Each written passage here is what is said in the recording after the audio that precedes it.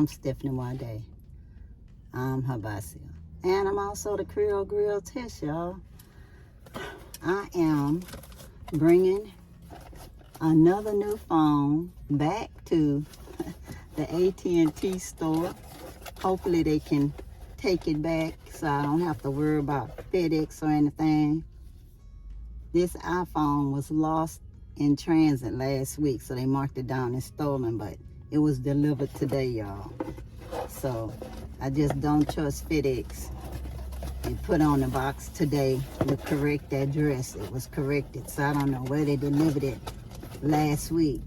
It took that long for them to bring it to the correct address. But I don't need it now, you know. I'm already recording on my new phone. So anyway, nothing I could do with it. Decorative hand paperweight for me too. So this way at least somebody can use it. Hopefully they don't have to open the box just to return it, because it's a new phone that nobody's used, you know. Hopefully they can just do everything in a computer. We'll see, y'all. We'll see. Okay, guys. I just came back from the UPS store. Success. Everything returned. I had to take all of the personal information out and just send it back. This one is corrected. It has my real address on it, so I can get credit for the right address. So hopefully the next time they send me something, it'll be the correct address and I won't have this problem again. It always pays to just turn this thing in. I want somebody else to be able to get use of a new phone without me opening it up. And then they thinking they have a refurbished phone almost like new. Because if the seal is broken, it's not new, y'all. But I know that they could go in the computer and activate it. If they could activate it in the box for me, they could deactivate it in the box when it's called in and stolen, and then say they got it back after all, and then reactivate it. So anyway, that's life, y'all. I'm done. I did the correct thing. I'm cool with that. I wanted to go over a few tips for y'all for international travel. No, this is not for the people who already know about it.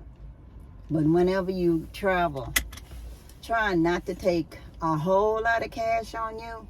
But the cash that you do take, if you go to a place, we'll use Gambia as an example. The ATMs there work pretty well at a couple of places at least. And my PayPal worked, and my Frost Bank debit card worked. So the ATM says it takes MasterCards and Visas. So anyway, before you go, make sure you let your bank know that you're traveling abroad and let them know what country, so they won't be marking your transaction as fraud and freeze your card. And then make sure that if you're traveling and your telephone company has Wi-Fi calling enabled, make sure that you can have it that way, so when you make a call from abroad, supposedly, y'all, now supposedly, that it will be free as long as you call a U.S. number. I'll find out when I get there, y'all. I'll let y'all know if I got charged long distance rate, because I'm used to using WhatsApp. So if you don't have WhatsApp on your phone activated, activate WhatsApp. I also use Facebook Messenger. But if you want to call somebody, like your carrier in the United States or one of your credit cards, you'll need to use that Wi-Fi enabled number. So if you have a little Wi-Fi router box in your purse and you connect that to your phone, that's what you can use. So I am going to keep my phone on airplane mode when I get there. And then on airplane mode, it actually can use Wi-Fi. You just have to put the Wi-Fi number inside of the phone, and then it will still connect to your phone. So anyway, as long as it's a trusted Wi-Fi hotspot. But anyway, when you travel, before you travel, get $100 blue bills at your bank. $100 blue bills. And just know when you're going through the airport, I tried to wear a money belt, y'all. Even if I ordered one that said it was safe for going through, they still make you take it off. And then you have to still put it in a basket for them to run it through the machine, or you just have to leave it in your purse to go through a machine. That's why I don't feel comfortable when I'm going with money, and whether it's my money or anybody else's money. So last year was the first time I used the debit card and PayPal card, because I didn't know that the Gambia ATMs worked with international cards. I just never tried it, But I don't like using just cash, because when you change it, y'all, you can change a little money and it's like this tall. So I actually rather the debit cards. To me, it's just better for me, But just know that whatever cash you have, try to cash no more than $100 at a time, because I'm telling you, in a place like the Gambia, it's this big, and Nigeria is pretty big too, So just be aware that once you change it, you have to be ready to spend it quickly, because you don't want anybody following you around for money that looks like a lot of money when it's not really that much money anyway. So let me see. Make sure when you get there that you get you one of them little hand fans so you can cool off, because it be hot over there. If you can get you one of those little fans with the water in them. In fact, I would go to Randall's to see if they got one. Have one of those in your check bag, and then put water in it when you get where you're going. I'm telling you, I need one. I hope they have one today for me to buy. The last time I was there, I started to get it, but I was on the way out the store, so I didn't. But anyway, if you need anything for pain, like Tylenol or Motrin, something like that, pack you some up and in your check bag or carry on. I already have mine in my bag. And if you have regular medications, make sure you pack those, because sometimes the medicine you get over there is not going to be the same equivalent, even though they do have some clinics over there and have a new drugstore over there that is supposed to be having U.S. medications. I'll find out when I get there, since I'll be there a while this time. But anyway, make sure you remember your medications. And just remember, whatever else you need, they do have most of it. I always try to remember my toothbrush and toothpaste for the plane, the little travel size, because they'll make you dump your toothpaste if it's too big. Just get the little travel size, like from the dollar store or something. And even if you have stuff for your hair to put on your hair, make sure that if it's a big jar like this, y'all, put that in your check bag.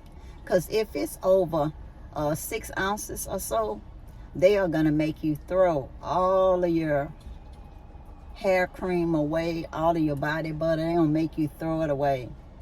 If you have stuff to drink it before you get where you need to for security, because they're not going to let you bring that on a plane. That'll be something you have to throw away. So make sure all your drinks are finished before you get to the check-in. Whatever you think is important, Make sure you do not put it in a check bag. Don't put any expensive jewelry in a check bag. Put your jewelry in your carry-on. Wear it if you want to wear it. You're going to have to still take it off. Put it in your purse when it's going through the security check. And then when you get through the security check, put it back on. For all intents and purposes, y'all, do not be sarcastic when you're in the airport. Just do what they tell you so you can get done without being called into the little room for counseling and miss your flight. I know you don't want to miss your flight. So don't get combative with anybody. And if you really want people to be happy to see you when you're in a country that you're visiting, don't keep comparing them to the country you left. And don't try to convince them that the country you left is so horrible and that they stupid for wanting to go there. Everybody got a right to travel wherever they want to and see if they can get the dream on their own. Everybody's experience is different, y'all. And just because you got money to leave mean that they have the same opportunities if they stay in their own country as you do in their country. Opportunities can be had with money, y'all. Without money, the opportunities, no matter how good, cannot be had. And just saying a job is not a job, because if you are working on wages that just barely pay for you to get to and from your job and buy your food and pay for your little rent, that's definitely not going to get you no business started or get you an education so you can improve your lot in life. You have to be dependent on the charities of others, whether you're family members or friends or something, or associates. And that ain't cool, y'all. Everybody want to have dignity, you know? So just be cool, interact with people, treat everybody like you want to be treated. If you believe in cooperative economics, please pay a fair price to the people. Don't try to bargain them down to so little that they barely just getting their initial investment back. If you want these kids to go to school, don't try to be Santa Claus and just want to pay for kids to go to school. Actually, just pay them a fair price for their goods and they can send their own kids to school. How about that? And everybody has dignity, and the kids will still respect their parents because their parents will be sending them to school, not somebody else. And what happens if that somebody else won't be able to send them to school the next semester for some reason or another? Get to know your neighbors if you're going to live in a neighborhood. And if they speak to you, just speak to them. I don't care where you come from in the world. If you're not used to people speaking to you, it don't matter. If somebody speak to you, just speak back. You ain't got to be sarcastic if somebody talk to you, or put your nose up in the air and turn your head. That same person that you turned your nose up at might be the person that help you one day if you get into a mess with somebody else. They could at least say, oh, that's my neighbor, just let her go, let him go. He didn't mean no harm, she didn't mean no harm. Try not to talk about people's religion. Don't worry about what they creator look like, what they gods or goddesses look like, or whatever look like. Everybody has a right to believe in whatever they believe in and worship whomever they want or not. And if I was y'all, I would not discuss politics in public with nobody. Definitely don't be making no YouTube videos about it. And of all things, y'all, don't damn your own country. Because a person that is talking traitorous things, sounding like a traitor to their own country, why would somebody trust them to be a citizen of their country? It's like if you don't even like where you came from, how can I trust you to be good for my country or be good for me? I love my country, y'all. It's not perfect, y'all, but I love my country. I love my Texas. No, it's not perfect, but I love it. People here are good people. Not everybody, but most people.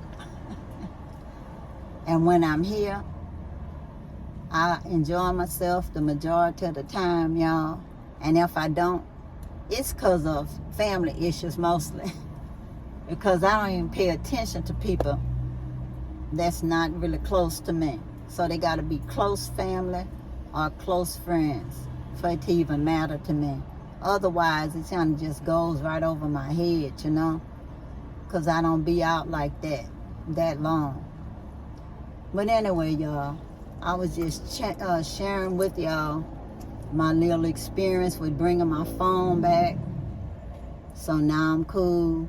And now I just got to see if I can get me cool something to drink and get me one of those little fans if they still have them at Randall's.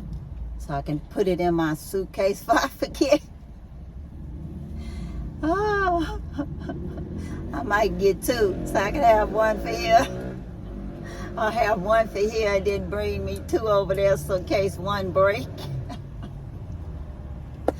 So anyway, y'all, on to my next place. Well, guys, I just wanted you to look at the beach.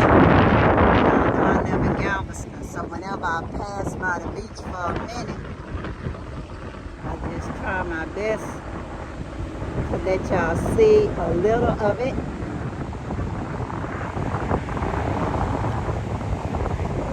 I hope the wind is not making too much noise for y'all. I just had to let y'all see this, even if it's just for a couple of minutes. Galveston is a tourist town, y'all.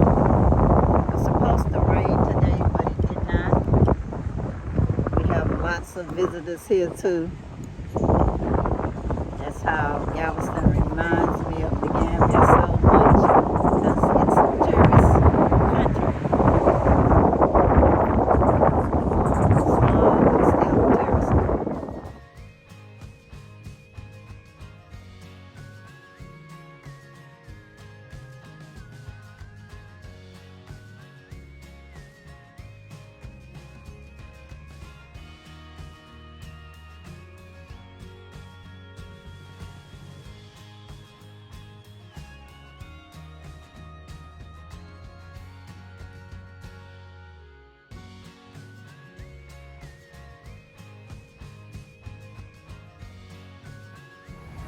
Well, guys, I did stop at Target or Target to some people, and they did not have the sketch pad I wanted. That's the way it go, y'all. That is the way it goes. I didn't look in the dollar store because I know they don't usually have the big sketch pad that I wanted. I guess I just have to wait till I go to Houston and get a couple on the way or order some in the mail. Well, y'all, I had a long day doing errands. I'm glad I'm done with that. I'm just walking now. I tried my new O2 cool fan. Y'all, it feel good. I'm gonna bring it with me to the Gambia. So when I'm walking, I can be cool. No, I don't need no heat stroke. Can just be walking and cooling out, y'all. I'm not gonna be walking when it's the high part of the day either. But it's been being so hot, y'all. This is just something we really need. I was so happy when I was able to get one of these at their store. They was almost out, y'all. But I got it, as they say. I got it. I feel like I won the lottery, y'all. Because I got this little fan. Only used one battery. And I had 4, so hopefully I have enough batteries to last me a while. And that the fan itself lasts me a while. Oh, yeah. Y'all don't know how much better it feels walking with the fan on your face. And you get a little too hot, you just spray yourself with that little water that's in the fan and it cools you off some more. Whew, I'm not getting paid for this commercial, but who knows, somebody might see me doing this and want me to be the representative for this fan. You never know. So anyway, I'm walking to the VA hospital clinic. I do that only because it has a stool there, a chair. Well, it's a bench, and I can sit down and take a break. My legs are getting stronger, y'all. I don't even really hurt when I walk. It's just when I stop walking at home, I feel a little stretch in my legs, but nothing like when I first got back.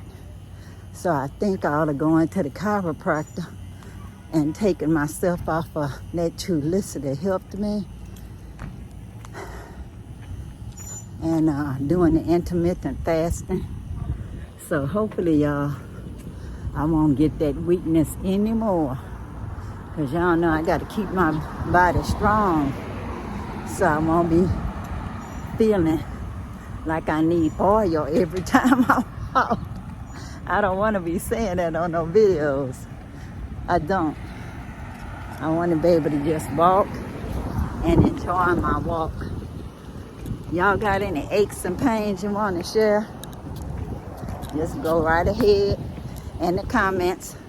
Don't forget to subscribe if you haven't. It's free, y'all. Most of the people watch videos, including mine, are not subscribed. And lots of people who look at my videos and say, oh, you're doing so good, keep up the good work, are not contributing. So y'all, if you can, even a donation of $1 will help. We need some help at the Habasi Food Forest. I appreciate y'all prayers and all of that, but you guys who can help, please do. $1 more says it all, y'all. I'm not asking y'all to tithe. Not to me. I'm just asking y'all for $1 or more donation for the Habasi Food Forest Project. I'll have all the information in the description down below. Oh, yeah. I'm sitting down on this bench now. But anyway, y'all, that just feels so good. Y'all just don't know.